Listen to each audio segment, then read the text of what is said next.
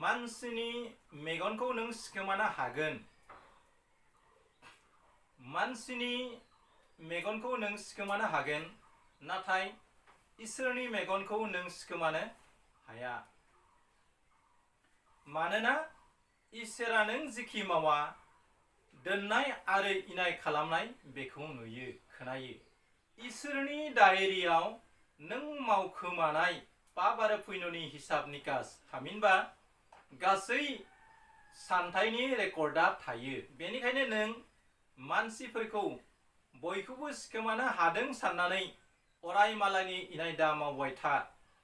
सानसे इसोरा नोंखौ फासिनि दुलुङाव लागायगोन। पाप आरो इनाय मालायफोरखौ बानायनाय हाबाखौ बांद्राय दाखालाम।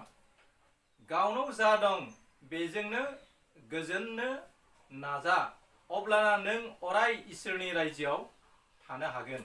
नङाब्ला थैनायनि उनाव केसबारियाव गेसाव गोफोनाव दोनजागोन। फुदुंनाय थाव आरो दै फुदुंनाय सारायाव फुदुंजाना बाब्रा बाब्रा जिउ खांहैनांगोन। इसोरखौ दं होननानै सान, सोलि आरो आं मावखोमानाय गासैबो खामानिखौ इसोरा नुजोबो सानना सोलिबाय था। इसोर दं होनना साननानै सोलि आरो आं मावखोमानाय गासैबो खामानिखौ इसोरा नुजोबो सानना सोलिबाय था। नोंहा पाप होननाय जिनिसा खमायगोन, लासै लासैनो जिउआ पुण्य जागोन। लोगोसे सोरगोआव इसोरनि सारियाव दखरसे मोदोमफ्रु बिबार बारियाव थानो समायना देरा मोनगोन, थानो हागोन। बेनिखायनो जिउआव हागौ होननानै जिखि जाया खामानिखौनो मावनो नाङा।